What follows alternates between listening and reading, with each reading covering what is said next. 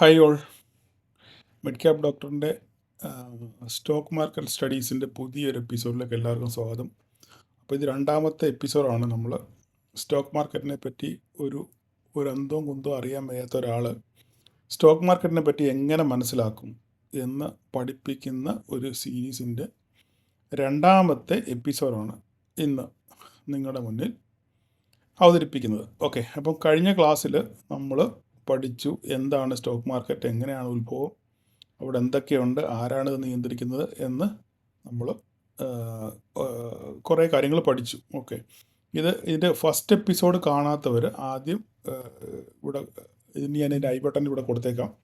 നിങ്ങളത് first episode ആദ്യം കാണുക. കണ്ടതിന് ശേഷം മാത്രമേ ഇത് കാണാവൂ, അല്ലെങ്കിൽ ഇതുകൊണ്ട് യാതൊരു പ്രയോജനവും നിങ്ങൾക്കില്ല. പഠിക്കണമെന്ന് ആഗ്രഹമുള്ളവരാണെന്നുണ്ടെങ്കിൽ നിങ്ങൾ ആദ്യം ആ എപ്പിസോഡ് 1 മുതൽ കാണുക. പഠിക്കണമെന്ന് ആഗ്രഹമുള്ളത് ഇല്ലെങ്കിൽ കുഴപ്പമില്ല. നിങ്ങൾക്ക് ഇതിനെപ്പറ്റി ഒരു അത്യാവശ്യം സ്റ്റോക്ക് മാർക്കറ്റ് എന്താണ് എന്നൊരു ഐഡിയ കിട്ടണമെന്നുണ്ടെങ്കിൽ നിങ്ങൾ 1ാമത്തെ എപ്പിസോഡ് മുതൽ കണ്ടിട്ട് കാര്യമുള്ളൂ, അല്ലാതെ കണ്ടിട്ട് യാതൊരു കാര്യവും ഇല്ല. അപ്പം കഴിഞ്ഞ ക്ലാസ്സിൽ നമ്മൾ എന്തൊക്കെയാണ് പഠിച്ചത്, ജസ്റ്റ് ഒരു റിവൈസ്. എന്തൊക്കെയാണ് നമ്മൾ പഠിച്ചത് കഴിഞ്ഞ ക്ലാസ്സിൽ നമ്മൾ പഠിച്ചത് സ്റ്റോക്ക് മാർക്കറ്റ് എന്താണ്, സ്റ്റോക്ക് മാർക്കറ്റ്, ആ സ്റ്റോക്ക് മാർക്കറ്റിനെ ആരാണ് നിയന്ത്രിക്കുന്നത് സ്റ്റോക്ക് മാർക്കറ്റിനെ?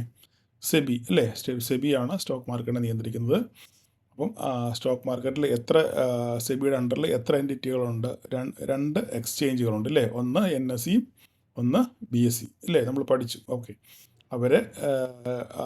അവിടെയാണ് നമ്മൾ ഷെയറുകൾ വാങ്ങുകയും വിൽക്കുകയും ചെയ്യുന്നത്. അപ്പം ആ വാങ്ങുകയും വിൽക്കുകയും ചെയ്യുന്ന ഷെയറുകൾ ആരാണ് സൂക്ഷിക്കുന്നത്?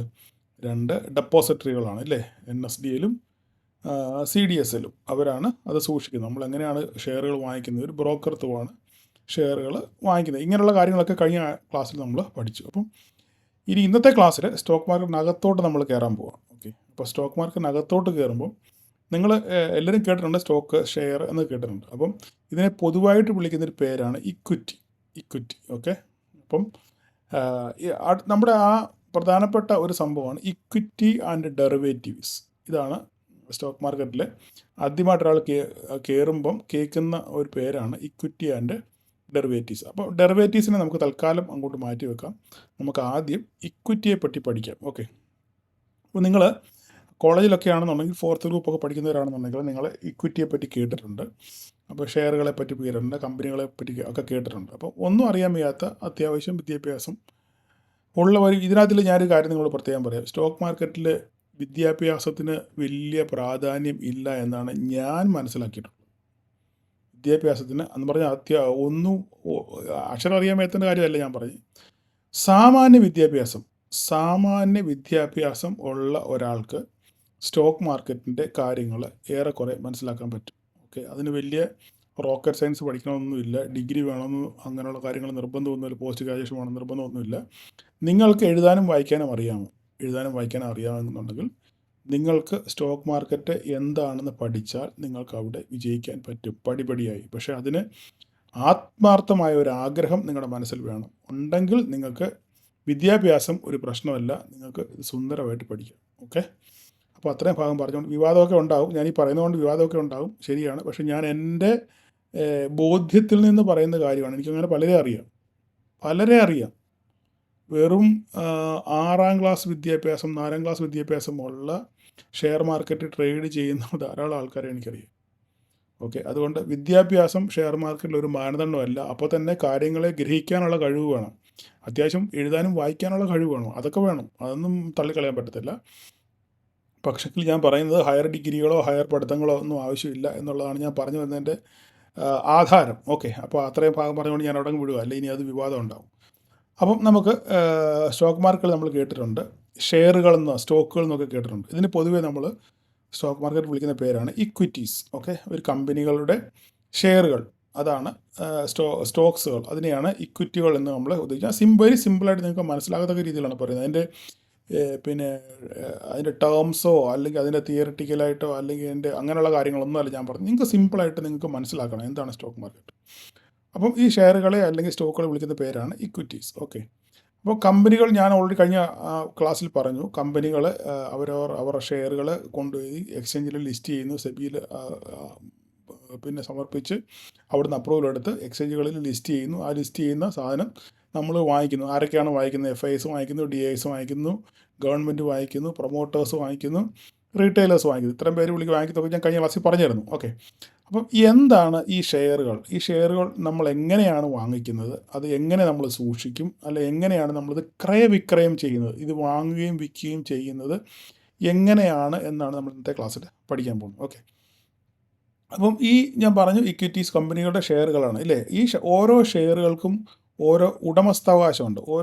ഒരു ശതമാനം, അതായത് ഇപ്പം ഒരു കമ്പനിക്ക് 100% പിന്നെ അതിൻ്റെ ഓണർഷിപ്പ് ഉണ്ടെന്നുണ്ടെങ്കിൽ ആ ഓണർഷിപ്പിനെ നമുക്ക് വിവിധ ഭാഗങ്ങളായിട്ട് വിഭാഗിച്ച് നമുക്ക് തരികയാണ്. അതിനാണ് ഷെയറുകൾ എന്ന് പറയുന്നത്. അപ്പം ഒരു കമ്പനിക്ക് ഇപ്പം 1000 ഷെയറുകൾ ഉണ്ടെന്നുണ്ടെങ്കിൽ അതിൻ്റെ ഉടമസ്ഥാവകാശം 1000 ഭാഗങ്ങളായി വീതിച്ചതിന് ശേഷം അതിൽ നമ്മൾ എത്ര ഷെയറുകളാണ്, 10 ഷെയറാണ് നമുക്ക് വാങ്ങിക്കുന്നതെങ്കിൽ 1000-ൽ 10 ഷെയറിൻ്റെ ഉടമസ്ഥാവകാശം, അല്ലെ ആ 1000-ൽ 10 ഭാഗത്തിൻ്റെ ഉടമസ്ഥാവകാശം ഈ 10 ഷെയർ ഇരിക്കുന്ന എനിക്കായിരിക്കും അതിൻ്റെ ഉടമസ്ഥാവകാശം. അപ്പം ഒരു കമ്പനിക്ക് കോടിക്കണക്കിന് ഷെയറുകളുണ്ട്. അപ്പോൾ ഞാൻ നിങ്ങൾക്ക് മനസ്സിലാകാൻ വേണ്ടി പറഞ്ഞത് മാത്രമേ ഉള്ളൂ. ഇപ്പോൾ ഒരു കമ്പനിക്ക് 100 ഷെയർ ഉണ്ടെന്നുണ്ടെങ്കിൽ ആ 100 ഷെയറിൽ 10 ഷെയർ ഞാൻ എൻ്റെ കൈവശം ഉണ്ടെന്നുണ്ടെങ്കിൽ ആ കമ്പനിയുടെ 10% ഓണർഷിപ്പ് എൻ്റെ കയ്യിലാണ്. എനിക്ക് അവകാശപ്പെട്ടതാണ് ആ കമ്പനിയുടെ 10% അവകാശം, അല്ലെ ഓണർഷിപ്പ്, ഉടമസ്ഥാവകാശം. ഓക്കെ. ഇത്രയാണ് നിങ്ങൾ സിമ്പിളായിട്ട് മനസ്സിലാക്കേണ്ട കാര്യം. ഇനി ലിസ്റ്റ് ചെയ്യപ്പെട്ട ഈ ഷെയറുകൾ അവിടെ എക്സ്ചേഞ്ചുകളിൽ ക്രയവിക്രയം ചെയ്തു. കുറേ പേര് വാങ്ങിക്കുന്നു, കുറേ പേര് വിൽക്കുന്നു, വില കൂടുമ്പോൾ വിൽക്കുന്നു, വില കുറയുമ്പോൾ വാങ്ങിക്കുന്നു. ഇതൊക്കെയാണ് ഇവിടെ സംഭവിക്കുന്നത്. അപ്പം ഇത് ഏത് രീതിയിലാണ് ഇത് വിൽക്കുകയും വാങ്ങുകയും ചെയ്യുന്നത്, അതാണ് നമ്മളിന്ന് സംസാരിക്കാൻ പോകുന്നത്. അപ്പം ഇവിടെ ഷെയറുകൾ വാങ്ങാനും വിൽക്കാനും 2 ഓപ്ഷൻസ് ഉണ്ട്. 2 ഓപ്ഷൻസ് നമ്മുടെ മുന്നിൽ. ഓക്കെ. 2 മാർഗങ്ങളുണ്ട്.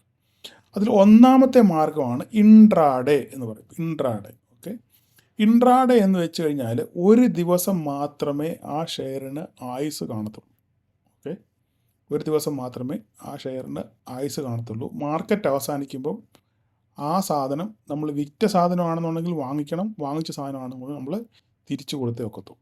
ഇതാണ് ഇൻട്രാഡേ എന്നുകൊണ്ട് ഉദ്ദേശിക്കുന്നത്. അതായത് നമ്മൾ രാവിലെ ഇൻട്രാഡേ എന്ന് പറയുമ്പോൾ അതിൻ്റെ എന്തുകൊണ്ടാണ് ഇൻട്രാഡേ ആൾക്കാർ പ്രിഫർ ചെയ്യുന്നത് പറഞ്ഞ് നിങ്ങൾ കേട്ടിട്ടുണ്ട്. ഇൻട്രാഡേ എന്ന് ഡെലിവറി എന്നൊക്കെ നിങ്ങൾ കേട്ടിട്ടുണ്ട്.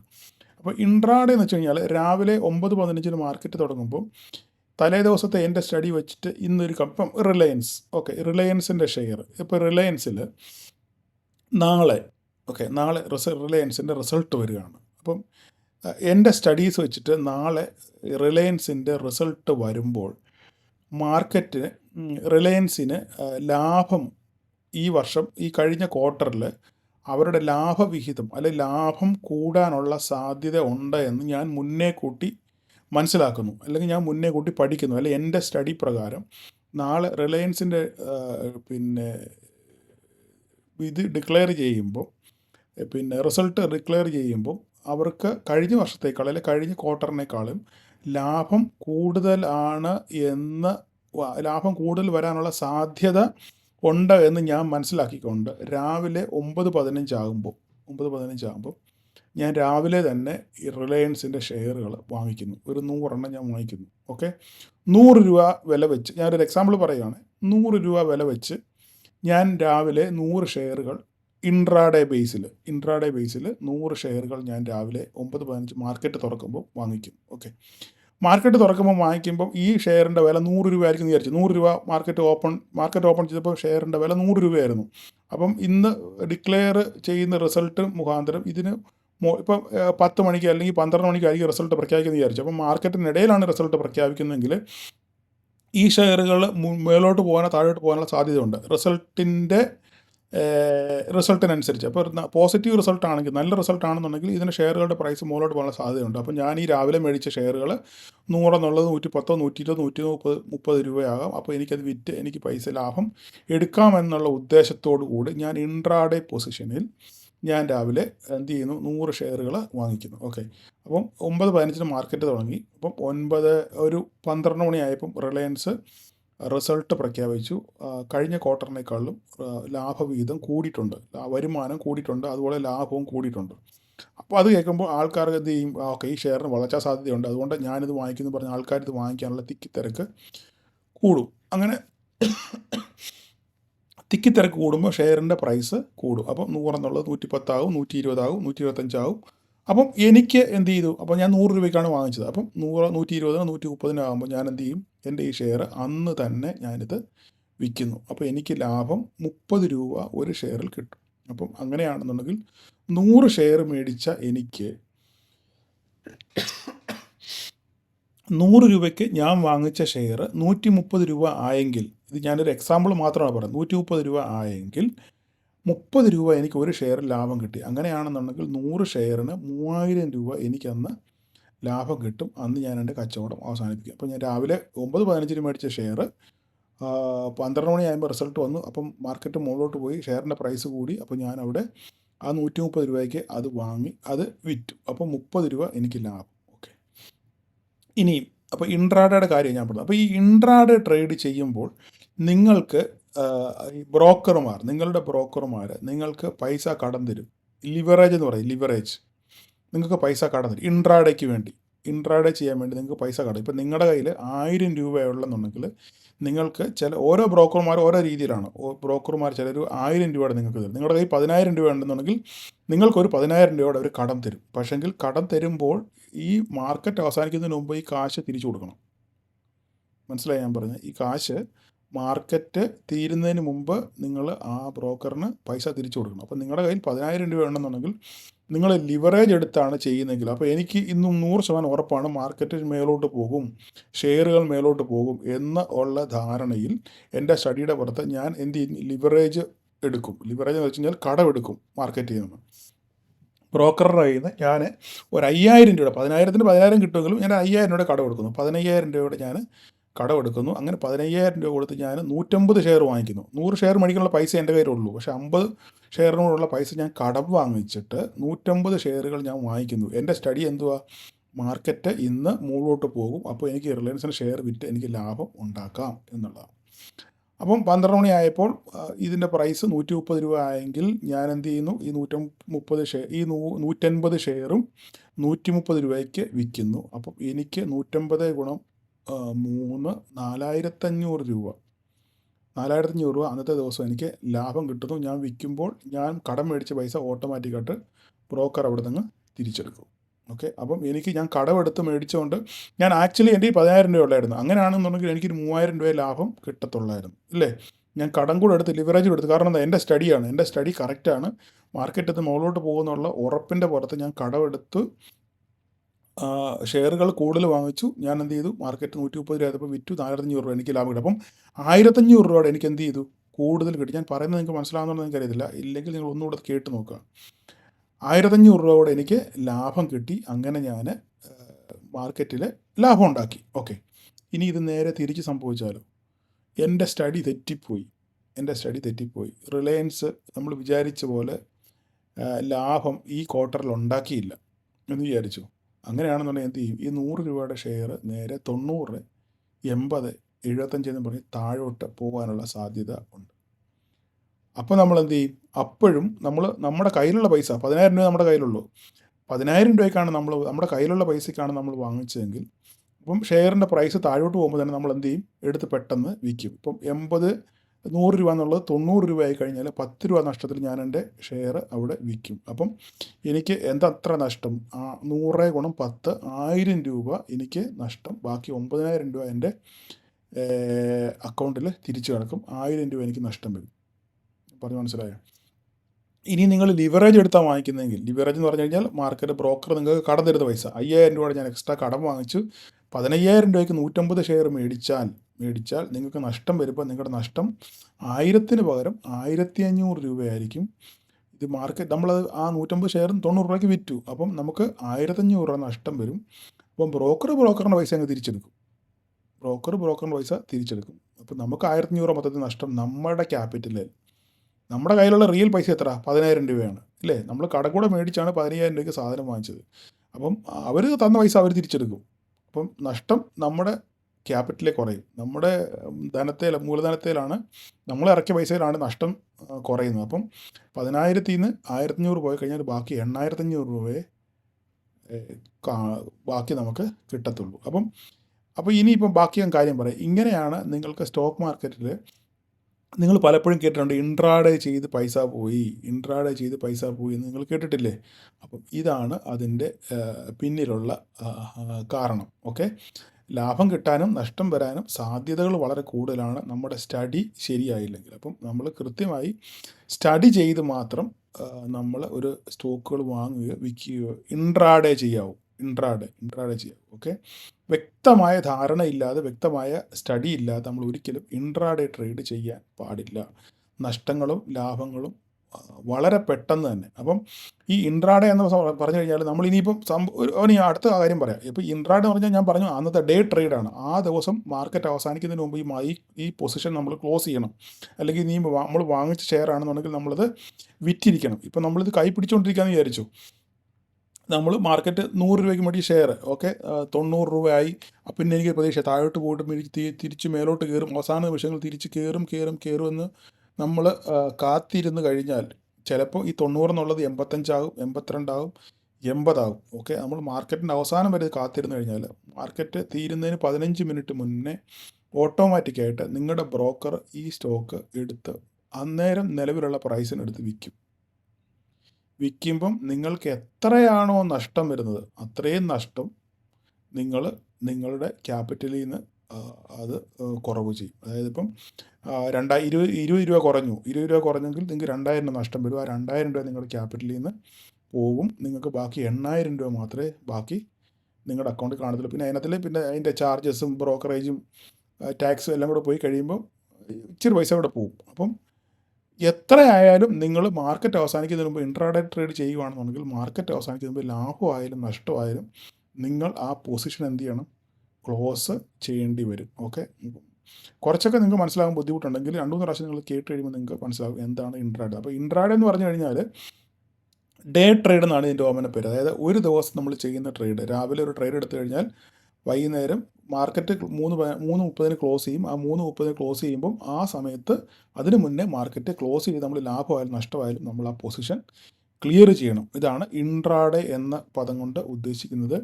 അങ്ങനെ സാധാരണഗതിയിൽ ഇൻട്രാഡേ ചെയ്ത് നഷ്ടങ്ങളും ലാഭങ്ങളും ഉണ്ടായ ധാരാളം ആൾക്കാർ ഉണ്ട്. നഷ്ടമാണ് ഏറ്റവും കൂടുതൽ ഉണ്ടായിട്ടുള്ളത്.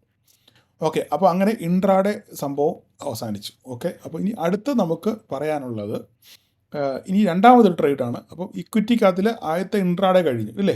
ഇനി രണ്ടാമത്തെ സംഭവമാണ് ഡെലിവറി. ഓക്കെ, രണ്ടാമത്തെ സംഭവമാണ് ഡെലിവറി എന്ന് പറഞ്ഞു കഴിഞ്ഞാൽ ഈ പറയുന്ന പോലെ തന്നെ റിലയൻസിൻ്റെ ഷെയർ. ഓക്കെ, ഞാൻ റിലയൻസിൻ്റെ ഷെയർ നാളെ റിസൾട്ട് വരുവാന്ന് വിചാരിച്ചു.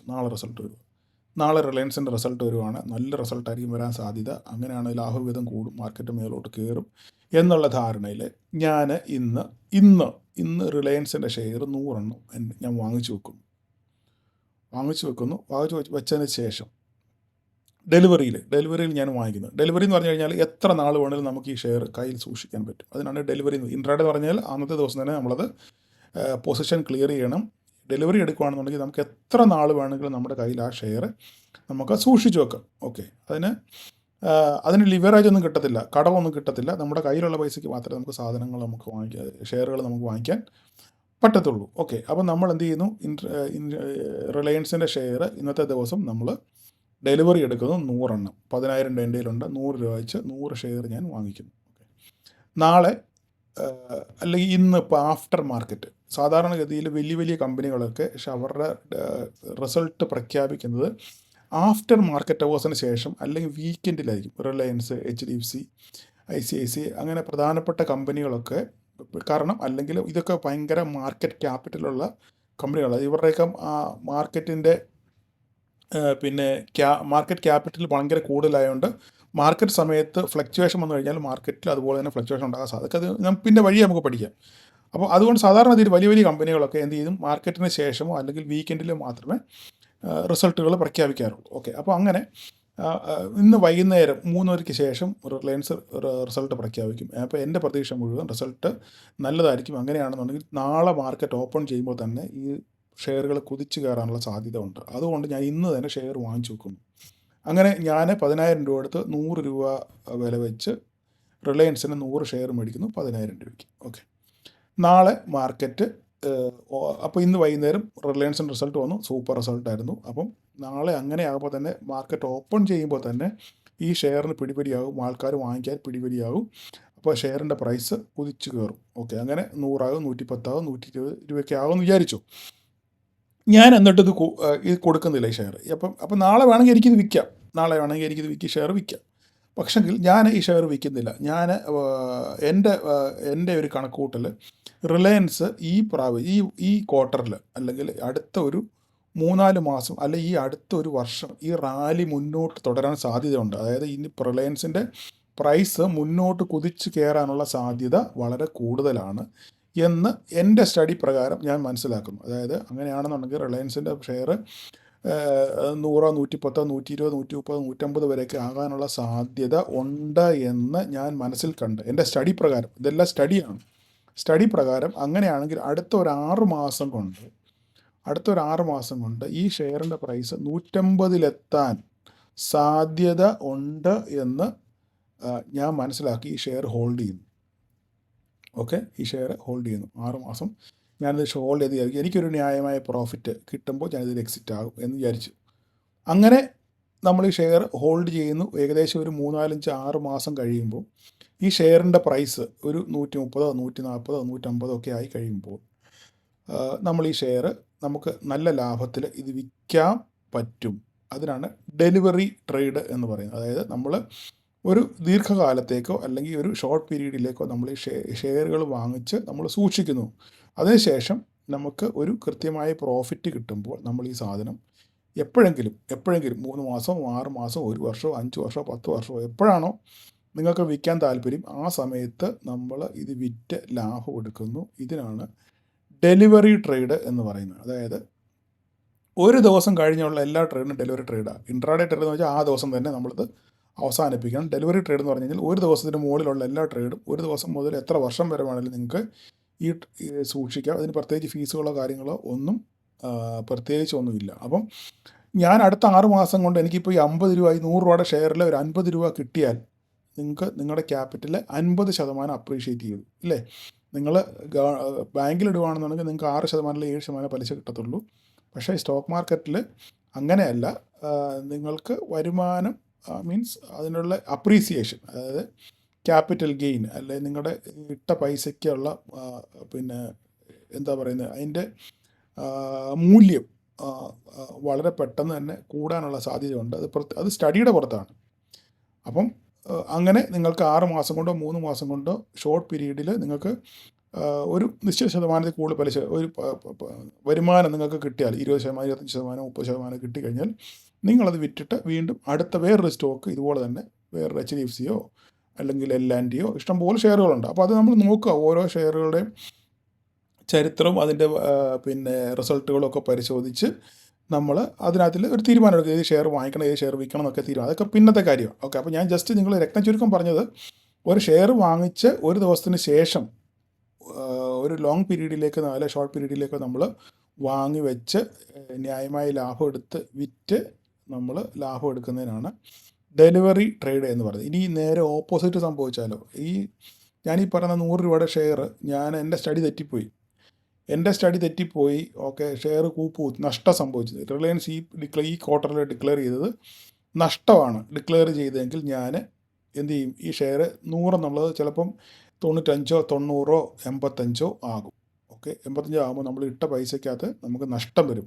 പക്ഷേ അപ്പം നമ്മൾ ഇൻട്രാഡേ ട്രേഡിലാണെന്നുണ്ടെങ്കിൽ നമ്മൾ അന്ന് തന്നെ അത് വിൽക്കണം. പക്ഷേ ഡെലിവറി ട്രേഡ് അത് വിൽക്കേണ്ട കാര്യമില്ല. നിങ്ങൾക്ക് ആത്മവിശ്വാസമുണ്ട്, റിലയൻസ് അടുത്ത 6 മാസം അല്ലെ അടുത്ത 1 വർഷം കൊണ്ടോ ഈ വീണത് തിരിച്ചു കയറും, അല്ലെ അടുത്ത ക്വാർട്ടറിൽ നല്ല റിസൾട്ടായിരിക്കും.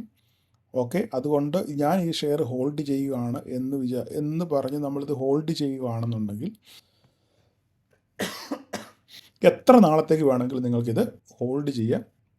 അടുത്ത ക്വാർട്ടറിൽ റിലയൻസ് നല്ല റിസൾട്ട് പ്രഖ്യാപിക്കുമ്പോൾ നിങ്ങൾക്ക് എന്ത് ചെയ്യാൻ പറ്റും, ഇതിൻ്റെ ഈ ഷെയർ ഈ 90 എന്നുള്ളത് 85 എന്നുള്ളത് 80 എന്നുള്ളത് വീണ്ടും തിരിച്ച് 100 110 120 ആകാനുള്ള സാധ്യതയുണ്ട്. അതെല്ലാം സ്റ്റഡിയുടെ പുറത്താണ് ഇത് സംഭവിക്കുന്നത്. അപ്പം നഷ്ടം വന്നാലും നിങ്ങളിത് ഹോൾഡ് ചെയ്താൽ നിങ്ങൾക്ക് നഷ്ടത്തിൽ കൊടുക്കേണ്ടി വരത്തില്ല. ഇൻട്രാഡേയിലാണെങ്കിൽ നഷ്ടമായാലും ലാഭമായാലും നമ്മൾ അന്ന് തന്നെ കൊടുക്കണം.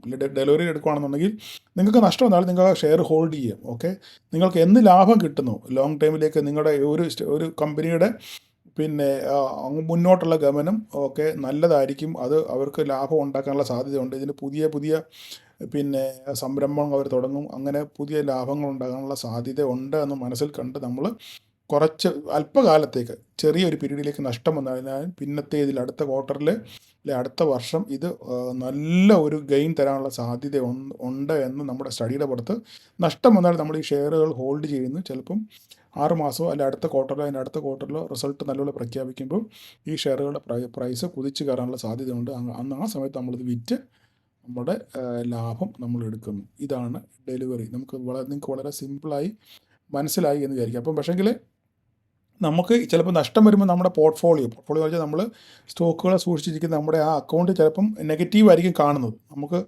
ചുവപ്പായിരിക്കും കാണുന്നത്. പ്ലസ് ആണെന്നുണ്ടെങ്കിൽ പച്ച കാണും. ഇപ്പം നെഗറ്റീവ് ആണെന്നുണ്ടെങ്കിൽ നെഗറ്റീവ് 1000 അല്ലെങ്കിൽ നെഗറ്റീവ് 1500 ലോസ് എന്ന് നമുക്ക് നമ്മുടെ അക്കൗണ്ടിൽ നമ്മൾ കാണിക്കും. പക്ഷേങ്കിൽ അതൊരിക്കലും ഒരു റിയൽ ലോസ് അല്ല.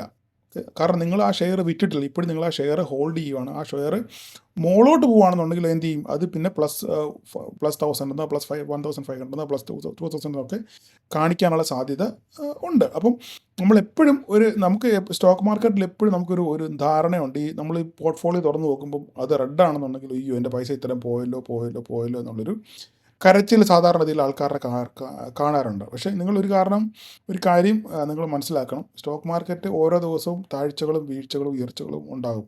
അപ്പോൾ അതിനനുസരിച്ച് നിങ്ങളുടെ ഗ്രാഫുകൾ അല്ലെങ്കിൽ അതിൽ കാണിക്കുന്ന എമൗണ്ടുകൾ ചുവപ്പും പച്ചയൊക്കെ ആകാനുള്ള സാധ്യതയുണ്ട്. അപ്പം നിങ്ങൾ അത് കണ്ടിട്ട് നിങ്ങൾ ഭയപ്പെടേണ്ട കാര്യമില്ല. ഒരു ഇൻവെസ്റ്റർ എന്ന രീതിയിൽ നിങ്ങൾ പൈസ ഇൻവെസ്റ്റ് ചെയ്തേക്കാണ്, ഷെയർ മാർക്കറ്റിൽ നിങ്ങൾ പൈസ ഇൻവെസ്റ്റ് ചെയ്തേക്കുകയാണെന്നുണ്ടെങ്കിൽ ഒരു ദിവസമോ 2 ദിവസമോ ഉയർച്ച താഴ്ചകൾ കണ്ടുകൊണ്ട് നിങ്ങൾ ചഞ്ചലപ്പെടേണ്ട യാതൊരു കാര്യമില്ല. ഓക്കെ, നിങ്ങൾ ഫണ്ടമെൻ്റലി സ്ട്രോങ് ആയിട്ടുള്ള ഒരു കമ്പനിയിലാണ് ഇൻവെസ്റ്റ് ചെയ്തിട്ടുള്ളതെങ്കിൽ നിങ്ങൾ ഫണ്ടമെൻ്റലി സ്ട്രോങ് ആയിട്ടുള്ള ഒരു കമ്പനിയിലാണ് ഇൻവെസ്റ്റ് ചെയ്തിട്ടുണ്ടെന്നുണ്ടെങ്കിൽ നാളെ അത് ഉറപ്പായിട്ടും നിങ്ങൾക്ക് ലാഭം തരും. പക്ഷേ അതിന് നമുക്ക് സ്റ്റോക്ക് മാർക്കറ്റിൽ ക്ഷമ അത്യാവശ്യമാണ്. കാത്തിരിക്കാനുള്ള ക്ഷമ നമുക്ക് അത്യാവശ്യമാണ്. അത് നമ്മൾക്ക് നല്ലൊരു റിട്ടേൺ തരും. ഫണ്ടമെൻ്റലി സ്ട്രോങ് ആണ്. വേറെ ചാത്തൻ കമ്പനിയിലൊക്കെ പൈസ കൊണ്ടിട്ടിട്ട് മേലോട്ട് നോക്കിയിരിക്കാനേ പറ്റത്തുള്ളൂ. ഞാൻ പറയുന്നത് പ്രത്യേകിച്ച് നിഫ്റ്റി 50യിലുള്ള 50 സ്റ്റോക്കുകളുണ്ട്. അതാണ് ഏറ്റവും മൂല്യവർദ്ധിത സ്റ്റോക്കുകൾ, ഏറ്റവും മൂല്യം കൂടിയ സ്റ്റോക്കുകൾ. അതാണ് ഫണ്ടമെൻ്റലി സ്ട്രോങ് ആയ സ്റ്റോക്കുകളൊക്കെയാണ്. അപ്പോൾ ആ സ്റ്റോക്കിലൊക്കെ ഇൻവെസ്റ്റ് ചെയ്തവർക്ക് ഇന്നല്ലെങ്കിൽ നാളെ നിങ്ങൾക്ക് ലാഭം കിട്ടുമെന്നുള്ള കാര്യത്തിനകത്തിൽ യാതൊരു തർക്കവും ഇല്ല. പക്ഷേ അതിന് ക്ഷമ വേണം, സമയം വേണം, കാത്തിരിക്കാനുള്ള മനസ്സിന് ഒരു പാകത വേണം. ഇതൊക്കെ ഉണ്ടെങ്കിൽ മാത്രമേ ഷെയർ മാർക്കറ്റ് വിജയിക്കാൻ പറ്റൂ. ഷെയർ മാർക്കറ്റ് ഏറ്റവും വലിയൊരു ആയുധം എന്ന് പറഞ്ഞാൽ ക്ഷമയാണ്. ആ ക്ഷമയുണ്ടെന്നുണ്ടെങ്കിൽ നിങ്ങൾക്ക് ശരിക്കും വിജയിക്കാൻ പറ്റും. അപ്പം ഇന്നത്തെ ക്ലാസ് ഇത്രയും കൊണ്ട് പറഞ്ഞു നിർത്തുകയാണ്. നമ്മൾ ഇക്വിറ്റി മാത്രമേ എടുത്തുള്ളൂ. ഡെറിവേറ്റീവ് ഇവിടെ കിടപ്പുണ്ട്. ഡെറിവേറ്റീവ് കുറച്ച് നീളത്തിൽ പറയാനുണ്ട്. അപ്പോൾ അതിനകത്തിൽ കുറേ കാര്യങ്ങൾ പറയാനുണ്ട്. അപ്പോൾ ഈ വീഡിയോ അങ്ങ് നീണ്ടു. അതുകൊണ്ട് ഇക്വിറ്റിയെ കൊണ്ട് പറഞ്ഞുകൊണ്ട് ഞാൻ ഈ ദിവസത്തെ ക്ലാസ് ഞാനങ്ങ് അവസാനിപ്പിക്കുകയാണ്. എല്ലാവർക്കും മനസ്സിലായെന്ന് വിചാരിക്കുന്നു. ഇല്ലെങ്കിൽ 1-2 പ്രാവശ്യം കൂടി നിങ്ങളിത് കേൾക്കാൻ ശ്രമിക്കുക. സംശയമുണ്ടെന്നുണ്ടെങ്കിൽ നിങ്ങളിതിൻ്റെ താഴെ കമൻ്റായിട്ടും രേഖപ്പെടുത്തുക. അപ്പം എല്ലാവർക്കും നല്ലൊരു വീക്കെൻഡ് ആശംസിക്കുന്നു. Thank you.